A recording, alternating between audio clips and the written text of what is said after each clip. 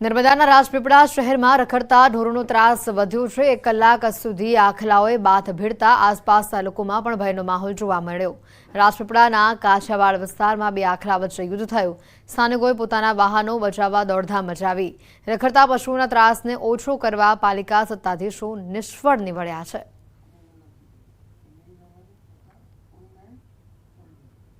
વડોદરામાં સ્માર્ટ વીજ મીટર સામે હજી પણ રોષ યથાવત છે। જ્યાં મીટર લાગ્યા છે તે વિસ્તારના રહીશોએ સ્માર્ટ મીટરનું બેસણું યોજીને દેખાવો કર્યો છે।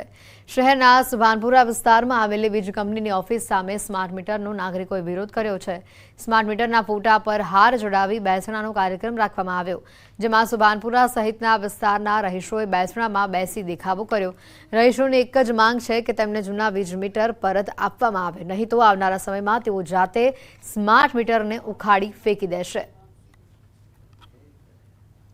વડોદરા શહેરમાં ઘણા લાંબા સમયથી સ્માર્ટ મીટરને લઈને કકળાટ ચાલી રહ્યો છે, ત્યારે હવે નાગરિકો એ હદે કંટાળી ગયા છે કે સુભાનપુરાના નાગરિકો દ્વારા સ્માર્ટ મીટરનું બેસણું છે તેનું આયોજન MGVCLની ઓફિસ ખાતે કરવામાં આવ્યું છે। અને સીધા દ્રશ્યો તમે જોઈ રહ્યા છો કે સુભાનપુરા સ્થિત આ ગામમાં આવેલી MGVCLની ઓફિસ છે અને નાગરિકો એ હદે પરેશાન છે કે નાગરિકોએ જે સ્માર્ટ મીટર છે તેનું બેસણું યોજ્યું છે અને મહિલાઓ જોઈ શકાય છે કે મોટી સંખ્યામાં મહિલાઓ જે છે તે પોતાનો વિરોધ નોંધાવી રહી છે। ત્યારે વિરેનભાઈ રામી આપણી સાથે છે, તેમની સાથે વાત કરીશું। છેલ્લા 2 મહિનાથી આજે એ લોકોનું મીટર તમે જુઓ તો મીટર ભલે સરકારે સ્માર્ટ મીટર લગાવવાની કામગીરી બંધ કરી દીધી છે, પરંતુ સરકારે કામગીરી બંધ કરી હોવા છતાં પણ જેમના ઘરે લાગી ગયા છે એ લોકોના ઘરે આજે પણ મીટર એટલા બધા સ્માર્ટ ફરે છે કે રોજનું 400 રૂપિયા બિલ આવે છે। કયા લોકોના ઘરે તમે સ્માર્ટ મીટર લગાવ્યા છે? જે સ્લમ ક્લિયરન્સ બોર્ડ છે, EWS ના મકાન છે, MIG છે, HIG છે, પ્રધાનમંત્રી આવાસ યોજના છે, મુખ્યમંત્રી આવાસ યોજના છે, આવા ઘરે તમે મીટરો લગાવ્યા છે જેનો મહિનાનો પગાર 12,000 15,000 ની અંદર એ લોકો પોતાનું પેટ ભરતા હોય। આજે 2,000 3,000 રૂપિયા દર મહિને એમને રિચાર્જ કરવું પડે, ક્યાંથી પોસાય? જીબી વાળા સરને એટલી હાથ જોડીને વિનંતી કરીએ છીએ, અમારે સર વધારે બોલવાનું નથી આવતું। અમે ખાલી એટલા જ કહીએ છીએ કે અમે રોજગાર માણસ છીએ સર, મધ્યમ માણસ છે અમે, બરાબર છે। અમે અમારું ગુજારું કરીએ છીએ, પેટ ભરીએ છીએ મજૂરી કરીને। અમારે બીજું કશું જોઈતું નથી। હાથ જોડીને વિનંતી કરીએ છીએ કે અમને અમારા જૂના મીટરો પાછા આપો, બીજું અમારે કશું જોઈતું નથી। બિલકુલ તો નાગરિકો કઈ હદે કંટાળી ગયા છે એનો અંદાજો નાગરિકોના નિવેદન પરથી જોઈ શકાય છે। ઉલ્લેખની બાબત છે કે લોકો કહી રહ્યા છે કે સ્માર્ટ મીટર જે છે તે નાગરિકોને લૂંટવા બેઠું હોય તેવી એક માનસિકતા જે છે તે વડોદરા શહેરમાં ઊભી થઈ ગઈ છે। ત્યારે નાગરિકો જે છે એવું કહી રહ્યા છે કે આજે તો સ્માર્ટ મીટરનું બેસણું યોજ્યું છે, પરંતુ આવનારા સમયમાં જો MGVCL દ્વારા સ્માર્ટ મીટર દૂર નહીં કરાય તો નાગરિકો પોતાની જાતે જ સ્માર્ટ મીટર જે છે તે પોતાના ઘરેથી ઉખાડીને ફેંકી દેશે। તે પ્રકારની ચીમકી જે છે વડોદરા શહેરના સુભાનપુરા વિસ્તારના નાગરિકો ઉચ્ચારી રહ્યા છે। હાર્દિક દીક્ષિત, ન્યૂઝ 18 ગુજરાતી, વડોદરા। ગાંધીના ગુજરાતમાં દારૂબંધીના ધજાગરા સામે આવ્યા છે। જેતપુર જેતલસર જંકશનમાં ખુલ્લેઆમ દેશી દારૂનું વેચાણ થઈ રહ્યું છે। જેતલસર જંકશનમાં જાગૃત નાગરિકે ખુલ્લા પ્લોટમાં ખુલ્લેઆમ દેશી દારૂના વેચાણનો વિડીયો વાયરલ કર્યો છે। ખુલ્લા પ્લોટમાં દેશી દારૂના પોટલીઓ કોઈ પણ બીક વગર આ બુટલેગરો વેચતા હોવાનો વિડીયો વાયરલ થયો છે। દેશી દારૂના વિડીયો વાયરલ થતા જેતપુર તાલુકા પોલીસની કામગીરી સામે પણ સવાલો ઉભા થઈ રહ્યા છે। ત્યારે એક સવાલ એ પણ છે કે બુટલેગરોને પોલીસનો ડર ન હોય તેમ ખુલ્લેઆમ આ દેશી દારૂ વેચાઈ રહ્યું છે। ન્યૂઝ 18ની ટીમ આ વિડીયોની પુષ્ટિ નથી કરતું। મહીસાગરમાં મામલતદારના ચેકિંગ દરમિયાન હોટલમાંથી ખાલી દારૂની બોટલો મળી આવી। બાલાસિનોરના 19થી વધુ એકમોને સીલ કરવામાં આવ્યા। બાલાસિનોર મયુર હોટલમાં તપાસ કરતા ખાલી દારૂની બોટલો ઝડપાઈ હતી। હોટલમાં ફાયર સેફટી સહિત ખામી જણાતા તાત્કાલિક સીલ કરવામાં આવ્યું। બાલાસિનોર નગર અને હાઈવે પર આવેલી અન્ય 10 જેટલી હોટલને પણ સીલ કરવામાં આવી। નગર વિસ્તારમાં આવેલા 9 દુકાન અને ગોડાઉનને પણ સીલ કરાયા। 4 હોટલમાં ક્ષતિઓ દેખાતા નોટિસ ફટકારાઈ છે। બાલાસિનોર મામલતદાર દ્વારા તપાસ કરાતા નગરમાં પરવાનગી વગર ચાલતા ધંધાદારીઓમાં ફફડાટ છે। હોટલમાંથી કુલ 26 જેટલા વિવિધ કંપનીઓના રાંધણ ગેસ પણ ઝડપાયા છે।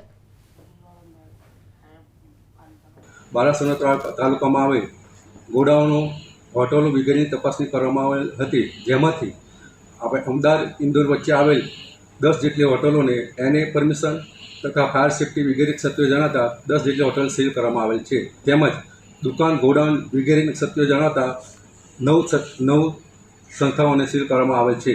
બાકીની 4 હોટલોને અન્ય ક્ષતિઓ જણાતા નોટિસ આપવામાં આવેલ છે। અમદાવાદમાં રોગચાળાનો આતંક વધી રહ્યો છે। સાદા મલેરિયાના 49 કેસ નોંધાયા છે તો આ તરફ ડેન્ગ્યુના 64 કેસ સામે આવ્યા છે। ઝાડા ઉલટીના 1935 કેસ, કમળાના 198 કેસ, ટાઇફોઇડના 562 કેસ અને કોલેરાના 32 કેસ સામે આવ્યા છે.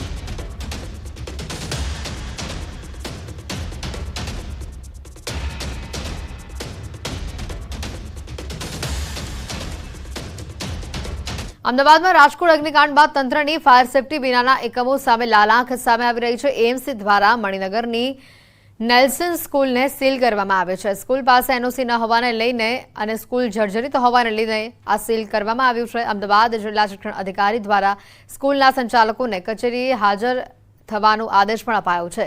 ડીઈઓ કચેરીએ સ્કૂલ સંચાલકોનું હિયરિંગ કરવામાં આવશે. 800થી વધુ વિદ્યાર્થીઓ અહીંયા નેલ્સન સ્કૂલમાં અભ્યાસ કરે છે. આ સમગ્ર મામલે અમદાવાદ જિલ્લા શિક્ષણ અધિકારી કાર્યવાહી હાથ ધરી છે.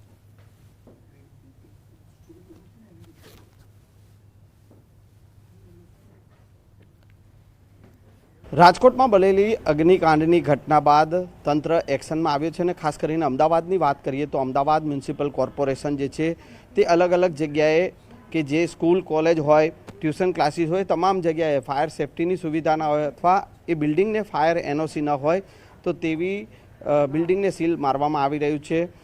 ત્યારે અમદાવાદના મણિનગર વિસ્તારની આ નેલ્સન સ્કૂલ છે કે જ્યાં પણ ફાયર એનઓસી નથી.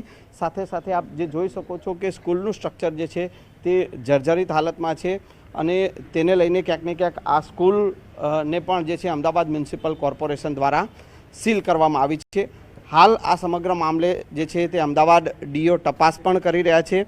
આ સ્કૂલમાં ધોરણ 1થી ધોરણ 12 સુધીના 800થી પણ વધુ વિદ્યાર્થીઓ અભ્યાસ કરી રહ્યા છે અને ક્યાંક ને ક્યાંક એ વિદ્યાર્થીઓના જીવ જે છે તે ક્યાંક ને ક્યાંક આ જે સ્ટ્રક્ચર જે આપ આ જોઈ શકો છો સ્કૂલનું સ્ટ્રક્ચર કે જે જર્જરિત હાલતમાં છે એટલે કે ક્યાંક ને ક્યાંક આ વિદ્યાર્થીઓ જે છે તે ભયના ઓથાર હેઠળ અહીંયા અભ્યાસ કરતા હોય તેવું જણાતા હાલ આ બિલ્ડિંગને સીલ કરવામાં આવ્યું છે. અમદાવાદ મ્યુનિસિપલ કોર્પોરેશને આ બિલ્ડિંગને સીલ કર્યું છે અને હાલ અમદાવાદ જિલ્લા શિક્ષણ અધિકારી જે છે તે આ સમગ્ર મામલે સ્કૂલના સંચાલકોનું હિયરિંગ કરી રહ્યા છે.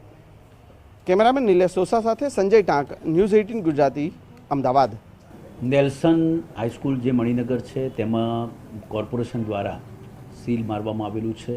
તેમાં ખાસ કરીને એની જે ફાયરના જે ઉપકરણો છે એમાં હોઝરેલની અંદર જે રીતનો ફોર્સથી પાણી નીકળવું જોઈએ તે રીતે ન નીકળતો લાઇન ચોકઅપ જોવા મળી. એટલે એનો મતલબ કે એનો ઉપયોગ કરવામાં આવેલો નહોતો તે પ્રકારનું એમને જોવા મળ્યું.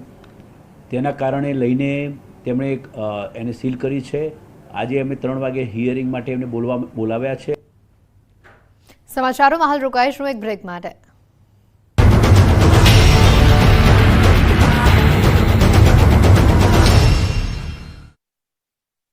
अपने आउट છે. સરકારના સ્કૂલ પ્રોજેક્ટને સાકાર કરવા ગાંધીનગર પાસે જમીન રખાઈ હતી, જેમાં જયસ્વીન માઢક અને જય મોલિયા નામના 2 શખ્સોએ કોઈ મહિલાના નામની જમીનને પોતાની જમીન બતાવી 50,51,000 જેટલી રકમની ઉચાપત કરી હતી. વધુ પૈસાની ઉઘરાણી કરાતા ગુરુકુળના સંચાલક સ્વામી વિજય પ્રકાશ દાસે રકમ આપવાની ના પાડતા આ શખ્સોએ ઉચાપત કરેલી રકમ પાછી આપવાની ના પાડે એ માટે સ્વામી વિજય પ્રકાશ દાસ પર ખૂની